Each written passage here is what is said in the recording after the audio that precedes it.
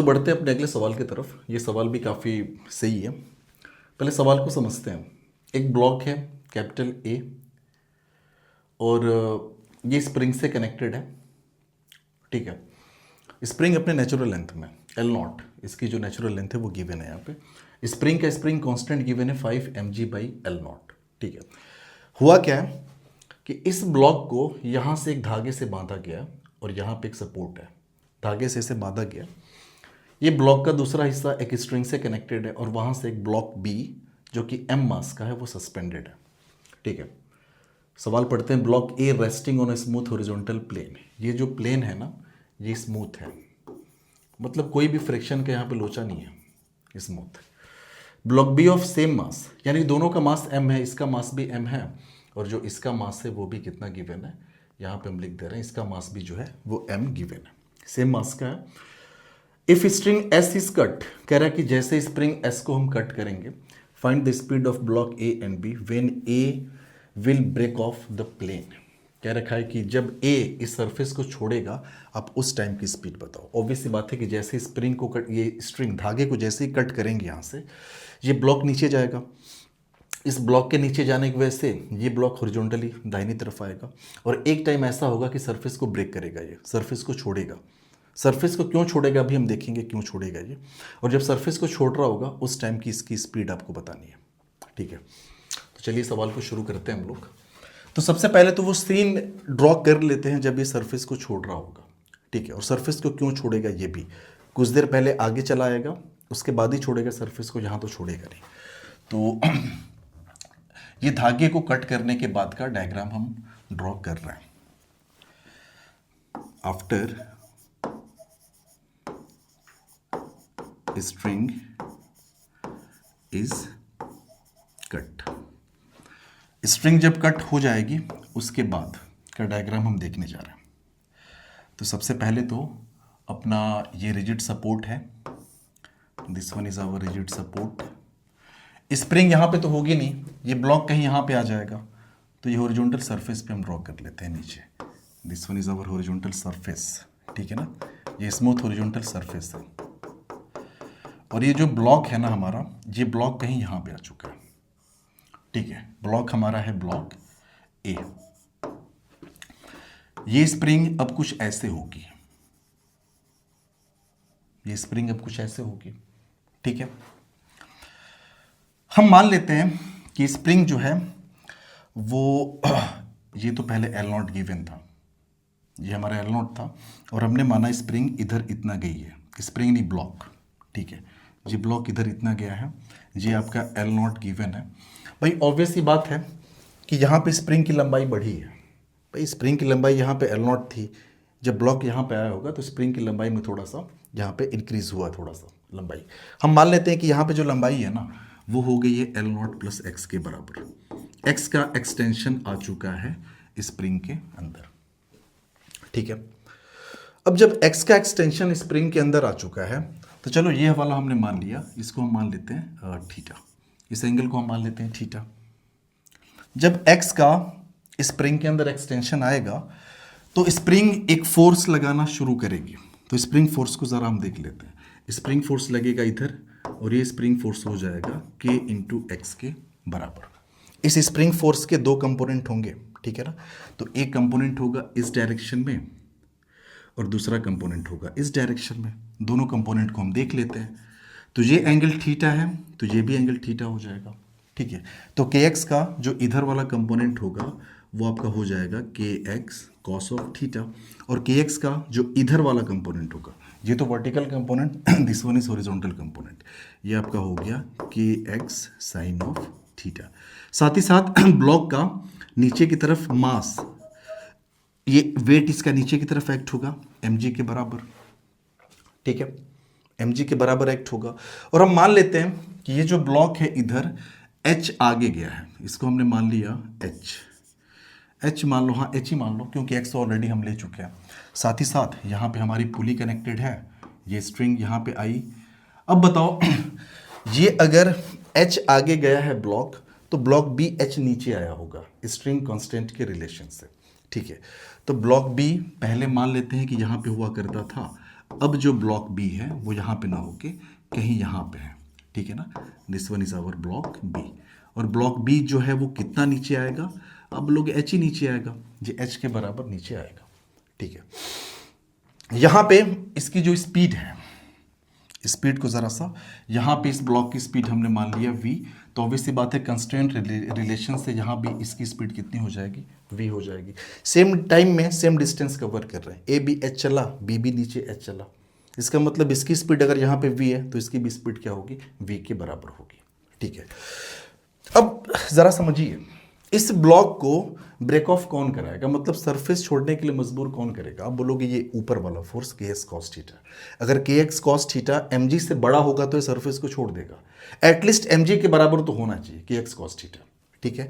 तो यहाँ से हमारे पास एक आइडिया लग गया सवाल को शुरू करने का। आप बोलोगे यार कि देखो के एक्स कॉस थीटा जो है ना, के एक्स कॉस ऑफ थीटा ये किसके बराबर होना चाहिए, एम जी के बराबर होना चाहिए। किस लिए होना चाहिए, अगर चाहते हैं कि ब्रेक ऑफ करें, यहाँ पे लिख दे रहे हैं for breaking off, for breaking off, ठीक है ना। यानी ऊपर वाला फोर्स जो है बड़ा होता तो ठीक है, लेकिन एटलीस्ट बराबर तो होना चाहिए, ठीक है। अच्छा ज़रा ध्यान दीजिए, अगर यहाँ से हम कॉस थीटा लिखें, कॉस थीटा कितना हो जाएगा, चलिए कॉस थीटा लिखते हैं। So cos of theta is equals to, cos theta हो जाएगा बेस अपॉन हाइपोटेनियस, इस एंगल के लिए ये आपका बेस हो गया एल नॉट, हाइपोटेनियस आपकी ये हो जाएगी एल नॉट प्लस एक्स। सो ये हो गया L not divided by L not plus x, ये आया। तो यहाँ पे आपका हो गया के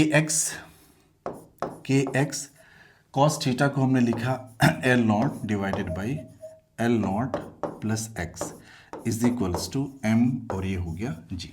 साथ ही साथ सवाल में शुरू में एक और चीज़ गिवन थी, जो स्प्रिंग कांस्टेंट है ना स्प्रिंग का, वो 5 mg बाई एल नॉट के बराबर है। तो के की जगह पे हम क्या लिख लें, 5 mg बाई एल नॉट लिख लें, तो ये आपका हो जाएगा 5 mg divide by L not, साथ ही साथ ये x, और ये आपका हो गया L not divide by L not plus X is equals to M G. जो कट रहा है उसको काट देते हैं ना, ये एल नॉट से एल नॉट कैंसल आउट हो गया, और ये एम जी से G M G cancel out हो गया, ये 5x upon L not plus X. तो आपका यहाँ पे मिला न्यूमिनेटर आपका है 5x, डिनोमिनेटर में एल नॉट प्लस एक्स ये है, विल बी इक्वल्स टू, इधर आपका हो गया 1, ठीक है। So 5x is equals to L not plus X, ठीक है ना। इसको इधर कर लें तो ये हो जाएगा 4x is equals to L not, तो x की हमें वैल्यू पता चल गई एल नॉट बाई 4 के बराबर। यानी कहने का मतलब कि जिस समय ब्लॉक के सरफेस को लीव कर रहा होगा, यानी जिस समय सरफेस को छोड़ेगा, उस टाइम इसके अंदर जो एक्सटेंशन है वो एल नॉट बाई 4 के बराबर हो चुका होगा, ठीक है। ये सीन तो ये हमने निकाल लिया। अच्छा लगे हाथ, एक काम करते हैं, पता कर लेते हैं कि h कितना है, ये h। तो आप देखोगे कि इस ट्राइंगल की अगर हम बात करें, राइट एंगल ट्राइंगल की, तो ये थीटा है तो बेस हो गया, ये परपेंडिकुलर हो गया, ये आपका हाइपोटेनियस हो गया। तो आप h यहाँ से लिख सकते हैं, h is equals to hypotenuse square, और हाइपोटेनियस आपका है L not plus X. So L not plus X square minus base का स्क्वायर, तो ये आपका हो जाएगा L not square. So h will be equals to L not plus X. अब देखिए x हमने कैलकुलेट किया है, और x हमने कैलकुलेट किया तो कितना है, एल नॉट बाई 4 के बराबर है। तो x के जगह पे एल नॉट बाई 4 करेंगे, पहले से एल नॉट यहाँ पे है, तो 5 एल नॉट बाई 4 हो जाएगा, ये आपका हो जाएगा 5 एल नॉट बाई 4, इसका स्क्वायर माइनस एल नॉट का square. So h is equals to, ये 5 5 जा 25 एल नॉट स्क्वायर बाई ये 4 4 जा 16 माइनस एल नॉट स्क्वायर। ये आप सॉल्व करोगे 25 L not square minus 16 L not square, तो ये आपका हो जाएगा 9 L not square by 16। So finally इसको हम डायरेक्ट लिख दे रहे हैं, ये हो जाएगा 3 एल नॉट डिवाइड बाई 4। यानी हमें ये पता चल गया कि जिस समय ब्लॉक के सरफेस को छोड़ रहा होगा, उस समय ब्लॉक ए एच यानी इतना 3 एल नॉट बाई 4 आगे की तरफ जा चुका होगा, और ब्लॉक भी उतना ही नीचे जा चुका होगा, ठीक है। अब कोई दिक्कत नहीं, अब सारी चीज़ें जो हमें चाहिए थी वो हम कैलकुलेट कर चुके हैं। अब हम वर्क एनर्जी थ्योरम यहाँ पे यूज़ कर सकते हैं। So using work energy theorem, using work energy theorem, ठीक है। Initial kinetic energy of the system, आप बोलोगे भैया वो तो जीरो थी, सब कुछ रेस्ट से छूटा, वो तो जीरो थी। साथ ही साथ वर्क डन किया किसने, तो आप बोलोगे यार किस पे वर्क डन हुआ है, बी पे। इसका भी मास m है ना, ये मास इसका m है, mg नीचे लगा होगा, h आपका नीचे की तरफ, तो work done by gravity b पे ये हो गया mg h के बराबर। फ्रिक्शन तो है नहीं, फ्रिक्शन ने कोई वर्क डन किया नहीं होगा। साथ ही साथ और कोई वर्क डन हुआ है क्या, आप बोलोगे वर्क डन तो नहीं कह सकते आप, लेकिन हाँ आप ये कह सकते हो कि ये स्प्रिंग जो है ना, इसके अंदर एक्सटेंशन आया, तो स्प्रिंग ने एनर्जी को स्टोर किया होगा। ठीक है, कितना स्टोर करेगी, -12 kx² के बराबर। या फिर आप ये कह सकते हो कि वर्क डन बाई स्प्रिंग जो होगा, एक्स का चूंकि एक्सटेंशन आया है तो -12 kx² के बराबर स्प्रिंग ने वर्क डन किया होगा। तो वर्क डन बाई स्प्रिंग हो गया -12 kx²। ठीक है, और कोई वर्क डन है क्या, तो और कोई भी वर्क डन नहीं है। इज इक्वल्स टू, ये इनिशियल काइनेटिक एनर्जी हो गई, is equals to final kinetic energy हम लिखेंगे, is equals to final kinetic energy.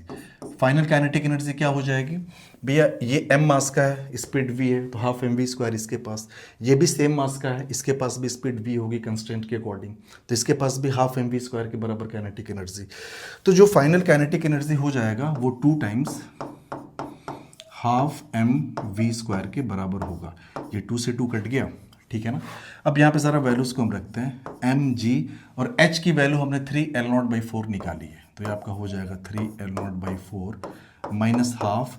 k की वैल्यू गिवन थी, k की वैल्यू कितनी थी, 5 mg/L0, सवाल में दिया हुआ है, तो ये आपका हो गया 5 mg/L0।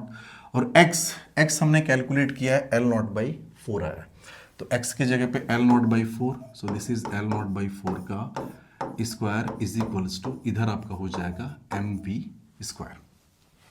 ठीक है, अगर आप ध्यान से समझो तो m ये कैंसल आउट हो गया, इधर आपका हुआ 3gL0/4। ठीक है, ये 3gL0/4, ठीक है, और ये आपका हो गया 5g डिवाइड बाई, ये हो गया 2L0, ये माइनस यहाँ पे लगा दे रहे हैं, और ये L0²/4, सो L0²/4 का स्क्वायर आपका हो जाएगा 16 इज इक्वल्स टू, इधर आपका हो गया v²। अब देखो ये भी कट जाएगा, ठीक है, सो 3 चलो यहाँ से GL0 ये बाहर ही कर लो ना, तो हमने GL0 ये आपका बाहर कर लिया, तो यहाँ पे क्या मिला, यहाँ पे आपका मिला 3/4 माइनस GL0 हमने बाहर किया, तो ये मिला 5/16 दूना 32, ये हो गया 32 इज इक्वल्स टू v²। इसको आप सॉल्व करिए तो एलसीएम इसका हो जाएगा 32, ठीक है ना, ये आपका हो जाएगा 24 माइनस ये आपका हो गया 5, और ये GL0 और इधर आपका हो गया v²। ठीक है, 24 माइनस 5 आई थिंक ये आपका हो जाएगा 19, ठीक है, तो विच इम्प्लाइज आप लिख सकते हो कि v² is equals to 19gL0 divide by, ये आपका नीचे बच जाएगा 32, तो v की वैल्यू आपकी आ गई √ऑफ 19gL0 डिवाइड बाई 32। इतना आप सब कुछ अगर SI में है तो मीटर पर सेकंड आप कह सकते हो, ठीक है, this will be our answer.